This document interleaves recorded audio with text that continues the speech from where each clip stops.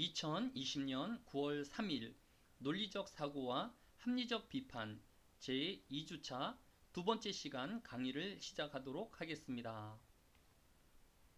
앞 시간에 이어서 존재, 의미, 언어, 그리고 논리학의 원리에 대해서 살펴보도록 하겠습니다.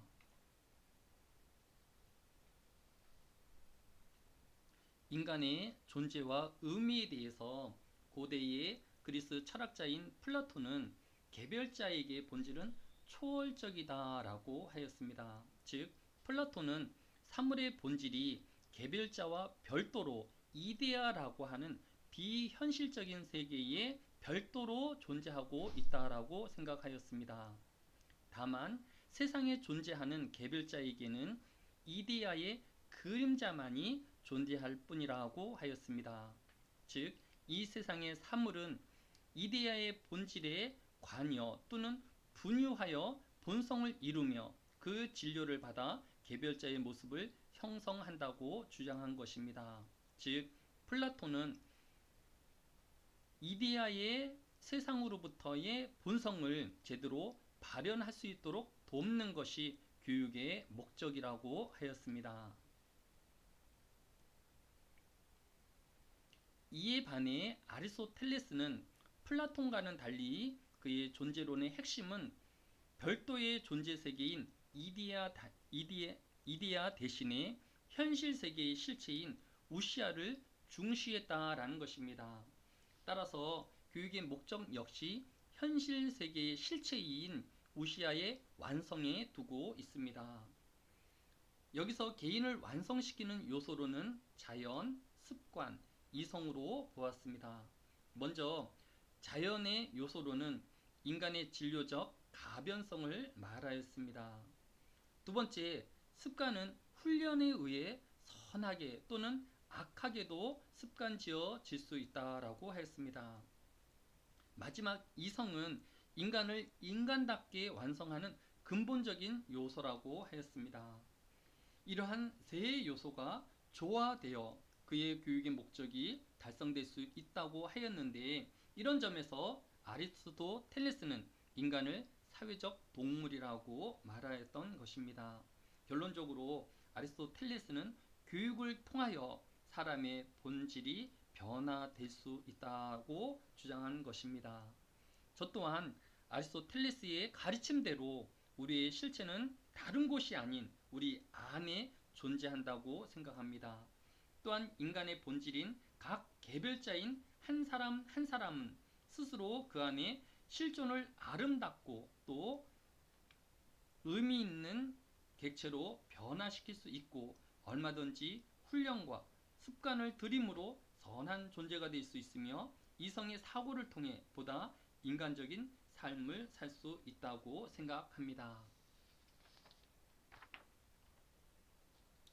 여러분이 지금 보고 있는 그림은 회화가 아닌 모자이크, 즉 작은 색깔 있는 조각을 짜 맞추어서 표현한 것입니다. 이 작품의 이름은 익소스의 전추도이며 현재 나폴리 국립고고미술관에 전시되어 있습니다. 서양사회에 있어서 가장 유명했던 전투의 한 장면을 역동적으로 담아내고 있다는 평가를 받고 있습니다.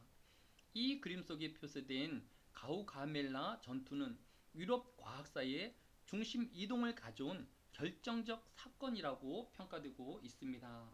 이 전투의 주인공은 우리가 잘 알고 있는 알렉산더 대왕입니다.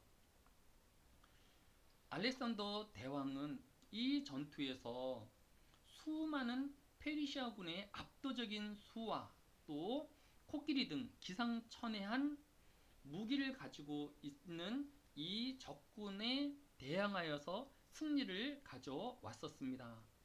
어떻게 적은 수의 알렉산더 대왕이 승리를 가져올 수 있었을까요? 알렉산더 대왕은 13살 때부터 아리스토텔레스의 가르침을 받은 제자였습니다. 어떤 내용을 배웠는지 전해지지는 않지만 아리스토텔레스가 호메로스의 일리어드와 오디세이를 가르쳤다고 전해지고 있습니다. 여러분이 알다시피 호메로스는 장님이었습니다. 지금도 장애인들이 사회적 불편은 말할 것도 없는데 기원전 8세기에 살았던 호메로스에게 장님이라는 장애는 말로 다할 수 없는 큰 장벽이었을 것입니다. 그런 호메로스가 번역된 양으로만도 250페이지가 넘는 긴 장편의 글을 쓴 것입니다. 어떻게 장님인 호메로스가 정상인도 남기지 못할 인류사적 베스트셀러인 이 책을 쓸 수 있었을까요?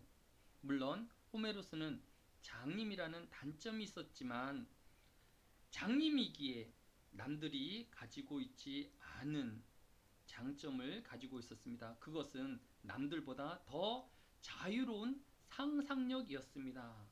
그 호메로스의 이 자유로운 상상력의 결과물이 우리가 보고 있는 일리어드와 오디세이라고 생각합니다.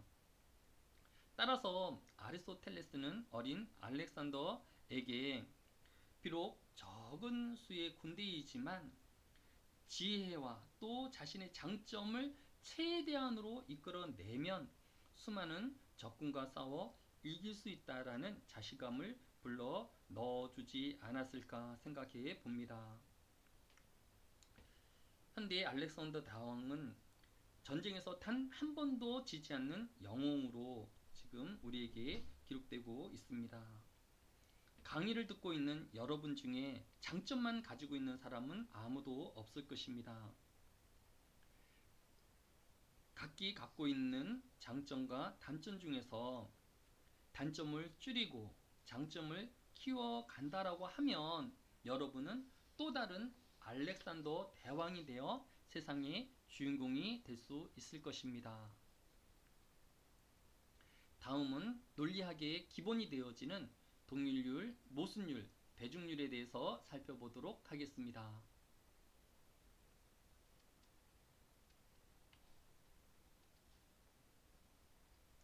명제는 그 내용이 참인지 거짓인지를 명확하게 판별할 수 있는 문장을 말합니다. 명제의 종류로는 참인 명제, 내용이 항상 참인 명제를 뜻합니다. 거짓인 명제는 내용에 대하여 한 가지라도 옳지 않는 경우가 있을 때에 이 명제를 거짓 명제라고 합니다.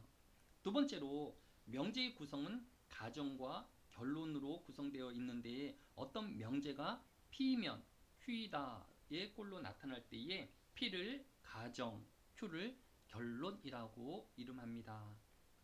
세 번째로 명제의 역이란 어떤 명제의 P면 Q이다에서 가정과 결론 부분을 바꿔 놓은 Q이면 P다를 이 명제의 역이라고 이름합니다. 다음으로 항진 명제란 항상 참인 명제를 말합니다. 항진 명제는 항상 참인 명확한 진리인 것으로 다른 증명을 필요로 하지 않고 또 다른 법칙이 필요하지도 않습니다. 항진 명제는 앞으로 배울 추론을 위해 반드시 따라야 할 기본 법칙 중 하나입니다. 항진 명제에는 동일률, 모순율, 배중률이 있습니다.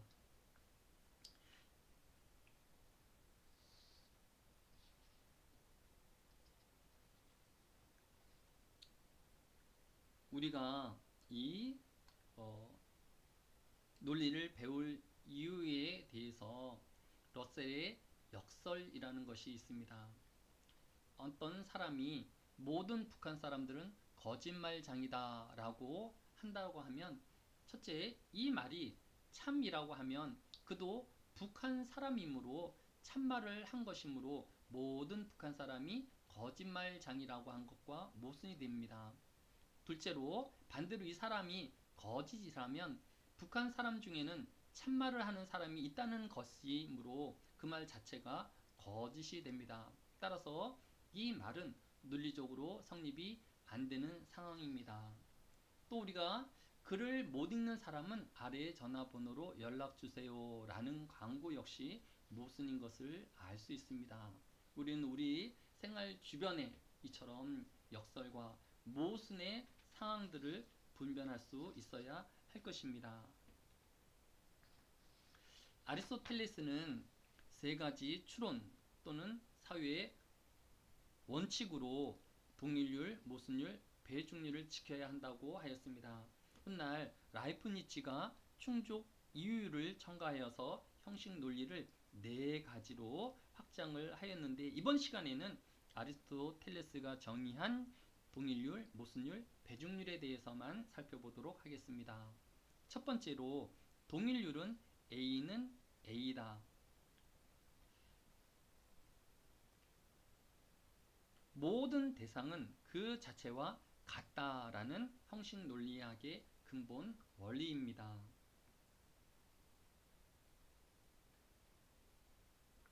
가령 플라톤은 플라톤이다 라는 것은 자명한 진술일 것입니다. 그런데 플라톤은 철학자이다는 외연과 충의를 따진 다음에 동일률이 어기지 않았다는 것을 알 수 있습니다. 반면 플라톤은 소크라테스다는 동일률을 어긴 것이 됩니다. 이처럼 동일률은 논리 추론을 할 때에 어기지 않아야 하는 원칙을 강조하는 개념입니다. A는 A가 아니다 라고 말하는 것은 앞뒤가 맞지 않는 말입니다. A의 내용이 무엇이든 간에 그 말은 항상 옳지 않게 되는 것입니다.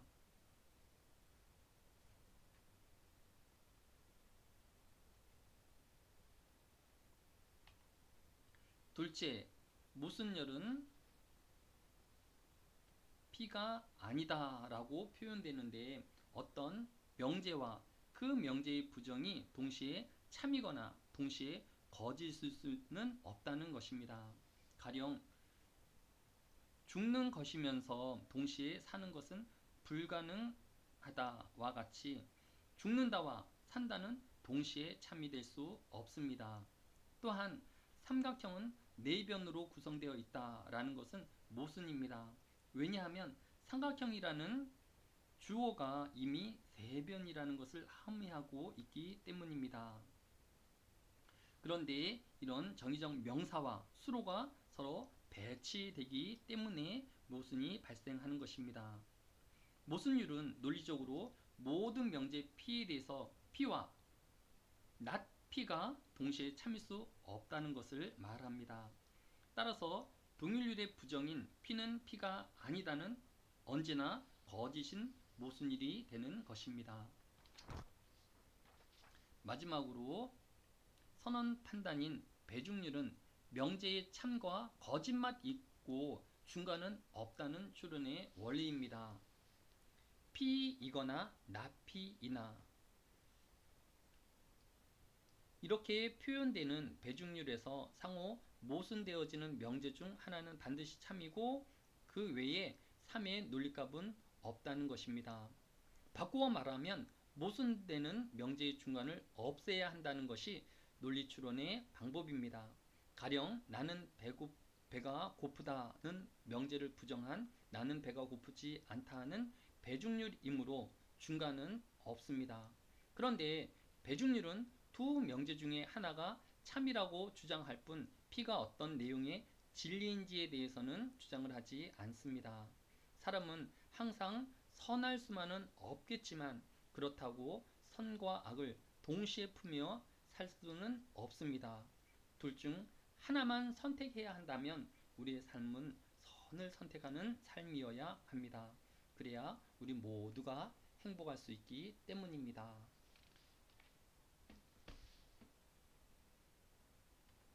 2020년 가을을 시작하는 첫 주 신문인 9월 1일자 신문에는 우주 탐사에 대한 기사가 실렸습니다.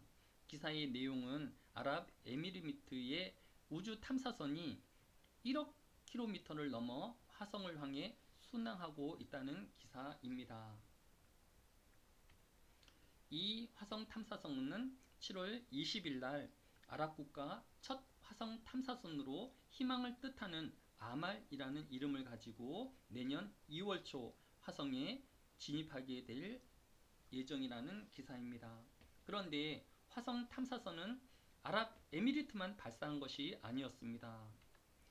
중국은 3일 후인 2020년 7월 23일에 중국의 첫 화성 탐사선인 태넌 1호를 발사하였고, 미국은 7월 30일 오전 7시 50분에 미국 우주항공국에서 화성 탐사선을 쏘아 올렸습니다.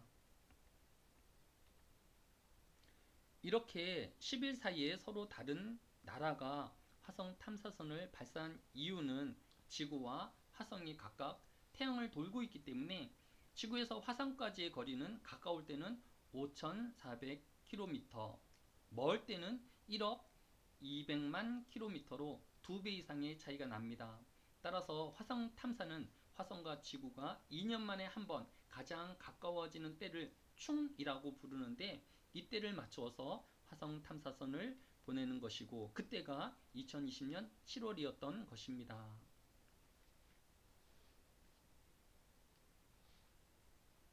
이번 주 일요일인 9월 6일 동쪽 하늘에서 달과 화성이 만나는 장면을 관측할 수 있다고 합니다.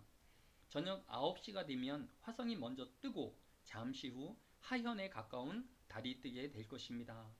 조금 더 밤이 깊어 시간이 지나갈수록 달은 조금씩 화성에서 멀어져 가고 화성은 더 밝게 빛날 것입니다.